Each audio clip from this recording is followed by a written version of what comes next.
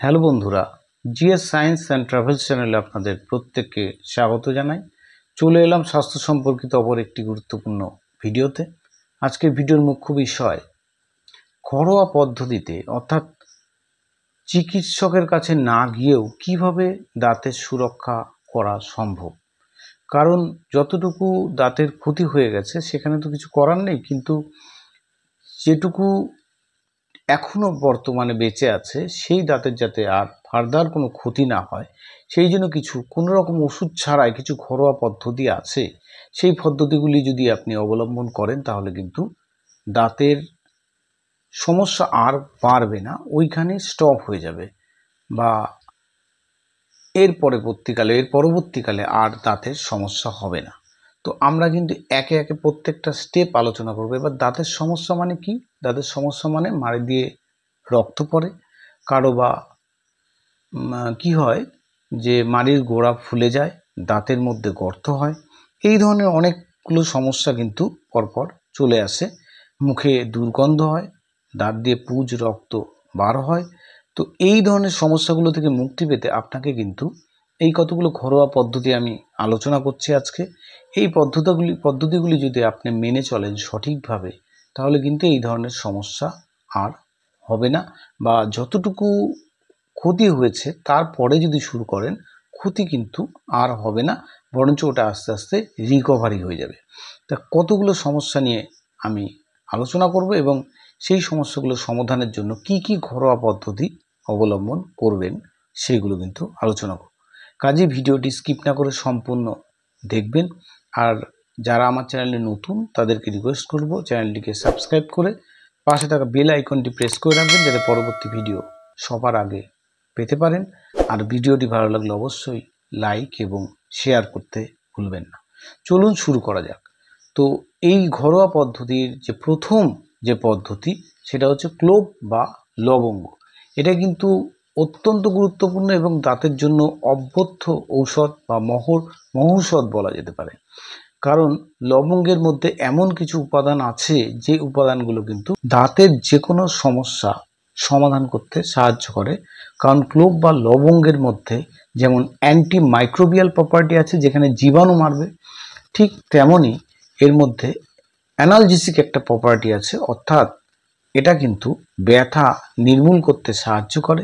সেই সঙ্গে ইউজিনল বলে একটা রাসায়নিক উপাদান, মানে রাসায়নিক না, বায়োলজিক্যাল একটা কম্পোনেন্ট রয়েছে যেটা নাকি দাঁতের সুস্বাস্থ্য গঠনে সাহায্য করে। কারণ এটা হচ্ছে একটা অন্যতম শক্তিশালী ইউজিনলটা হচ্ছে অন্যতম শক্তিশালী অ্যান্টিঅক্সিডেন্ট যেটা কিন্তু দাঁতের সুস্বাস্থ্য বজায় রাখতে সাহায্য করে।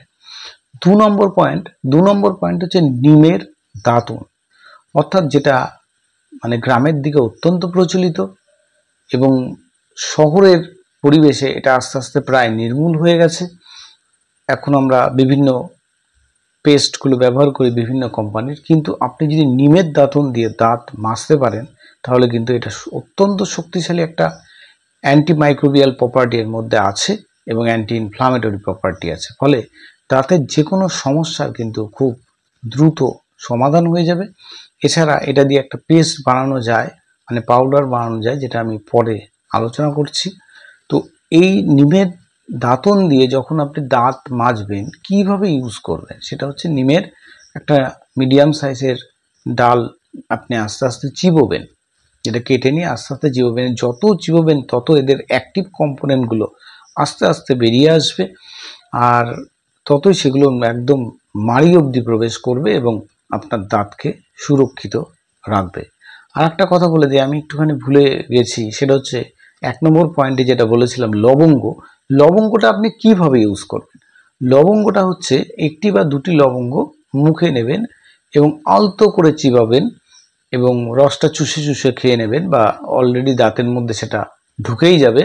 তো এটা কিন্তু দাঁতের জন্য অত্যন্ত উপকারী। মনে রাখবেন যতক্ষণ এটা মুখের মধ্যে থাকবে, এটা যেমন সমস্ত জীবাণুকে মারতে থাকবে, সেই সঙ্গে প্রতিদিন যদি এটা একটি বা দুটি করে নিতে পারেন, আস্তে আস্তে চিবোতে পারেন, তাহলে কিন্তু দাঁতের কোনো রকম দুর্গন্ধ থাকবে না। দুর্গন্ধ কিন্তু অত্যন্ত বাজে একটা সমস্যা, আপনার কিন্তু কোনো রকম দুর্গন্ধ থাকবে না। এরপরে আমরা 3 নম্বর পয়েন্টে চলে আসি। সেই 3 নম্বর পয়েন্ট হচ্ছে পেয়ারা পাতা। পেয়ারা পাতাও কিন্তু দাঁতের জন্য একটা অত্যন্ত কার্যকরী একটা উপাদান হচ্ছে পেয়ারা পাতা, কারণ পেয়ারা পাতার মধ্যেও কিন্তু অ্যান্টিঅক্সিডেন্ট আছে যেটা দাঁতের সুস্বাস্থ্য গঠনে সাহায্য করে। আর সেই সঙ্গে এই পেয়ারা পাতার মধ্যে অ্যান্টিমাইক্রোবিয়াল প্রপার্টি আছে, অ্যান্টি ইনফ্লামেটরি প্রপার্টি আছে, যা দাঁতের যে কোনো জীবাণু নাশ করতে এবং দাঁতের মাড়ি যদি ফুলে যায় সেটা রক্ষা করে, এবং মাড়ির যদি গর্ত হয়ে থাকে সেই গর্তটার উপর একটা প্রলেপ দিয়ে দেয় যাতে ফার্দার গর্ত আর না হয়, এবং যেহেতু দাঁতের সুস্বাস্থ্য গঠনে সাহায্য করে সেই গর্তটা কিন্তু আর বড় হতে পারবে না। এবার আপনি পেয়ারা পাতাকে কিভাবে ব্যবহার করবেন? পেয়ারা পাতা 10 থেকে 20টা পেয়ারা পাতা নেবেন, পেয়ারা পাতাকে একটা জলের মধ্যে দিয়ে গরম করবেন। কিছুটা গরম করার পরেই দেখবেন এর মধ্যে বায়োলজিক্যাল কম্পোনেন্টগুলো আছে সেগুলো আস্তে আস্তে নির্গত হবে, এর মধ্যে অ্যাক্টিভ কনস্টিটিউয়েন্ট যেগুলো আছে সেগুলো আস্তে আস্তে নির্গত হবে। নির্গত হলে কিন্তু আপনি বুঝতেই পারবেন জলের কালারটা চেঞ্জ হয়ে যাবে। তখন পেয়ারা এইটাকে সেকে নেবেন, সেকে নিয়ে এর মধ্যে লবণ মেশাবেন। লবণ মিশিয়ে যদি মাউথ ওয়াশের মতো আপনি ব্যবহার করেন তাহলে কিন্তু অত্যন্ত উপকার পাবেন এবং দাঁতের সমস্যা থেকে মুক্তি পাবেন। যেমন আপনার দাঁত ব্যথা নির্মূল হয়ে যাবে, তেমনি সেখানে কিন্তু কোনো রকম জীবাণু কিন্তু থাকতে পারবে না। ফলে পেয়ারা পাতা কিন্তু দাঁতের জন্য একটি অত্যন্ত কার্যকরী উপাদান। 4 নম্বর যেটা হচ্ছে বেসিল লিভ, সেটা হচ্ছে তুলসী পাতা। তুলসী পাতাকে কিন্তু আমরা জানি যে তুলসী পাতা হচ্ছে সর্দি কাশিতে ব্যবহার করা হয়, কিন্তু দাঁতের জন্য যে তুলসী পাতা অত্যন্ত উপকারী সেটা কিন্তু আমরা জানি না, কারণ এর মধ্যেও কিন্তু একটা অদ্ভুত প্রপার্টি আছে, সেটা হচ্ছে দাঁতের যদি প্লাগ জমে যায়, পাথর জমে যায়, সেই পাথরকে নরম করতে সাহায্য করে হচ্ছে তুলসী পাতা। যদি আপনি এই তুলসী পাতাটাকে ইউজ করেন তাহলে কিন্তু দাঁতের প্লাগগুলো জমবে তো নাই, উল্টো যে প্লাগগুলো আছে তারা নরম হয়ে আস্তে আস্তে উঠে যাবে। সেই সঙ্গে এর মধ্যে অ্যান্টিবায়োটিক প্রপার্টি আছে, অর্থাৎ এটা ব্যাকটেরিয়াকে মারতে সাহায্য করে, এটাও কিন্তু অত্যন্ত উপকারী। এবার আপনি ইউজটা কি করে করবেন? এক্ষেত্রেও কিন্তু 20-25টা তুলসী পাতা একটা পাত্রে রেখে গরম করবেন। যখন এর মধ্যে থেকে অ্যাক্টিভ কনস্টিটিউয়েন্টগুলো বেরিয়ে আসবে তখন এই পাতাটিকে সেকে ফেলে আপনি লবণ দিয়ে এখানেও কিন্তু মাউথ ওয়াশের মতো কুলকুচি করবেন, এবং এটা অন্তত সপ্তাহে যদি 2 দিন বা 3 দিন করতে পারেন তাহলেই কিন্তু আপনার দাঁতের সমস্যা থেকে আপনি মুক্তি পাবেন। এরপরে আমরা চলে আসি পরের পয়েন্ট, সেটা হচ্ছে 5 নম্বর পয়েন্ট। 5 নম্বর পয়েন্টে যেটা রয়েছে সেটা হচ্ছে টারমারিক পাউডার, অর্থাৎ হলুদ গুঁড়ো। এই হলুদ গুঁড়োকে যদি আপনি দোকানে কাঁচা হলুদ কিনে, মানে কাঁচা হলুদ, শুকানো হলুদ কিনে যদি ভাঙিয়ে নিতে পারেন সব থেকে ভালো কাজ করবে, কারণ যে সমস্ত বাজারে পাওয়া যায় সেগুলোতেও কাজ হবে, কিন্তু তার মধ্যে কিছু কেমিক্যাল মেশানো থাকতে পারে, তাহলে কাজটা রিডিউস হয়ে যেতে পারে। সেই কারণে আপনারা কি করবেন, যদি হলুদটা ভাঙিয়ে নিতে পারেন সব থেকে ভালো হয়। এই হলুদ কিন্তু সাংঘাতিক উপকারী, সাংঘাতিক অ্যান্টিবায়োটিক প্রপার্টি আছে, সেই সঙ্গে অ্যানালজেসিক প্রপার্টি আছে, সেই সঙ্গে অ্যান্টি ইনফ্লামেটরি প্রপার্টি আছে, অর্থাৎ 3টি প্রপার্টি এর মধ্যে আছে। এটা যেমন ব্যথা নাশ করবে, ফোলা কমাবে, আবার জীবাণুনাশক। এইবার আমরা চলে আসি কিভাবে এই হলুদকে আপনি ব্যবহার করবেন।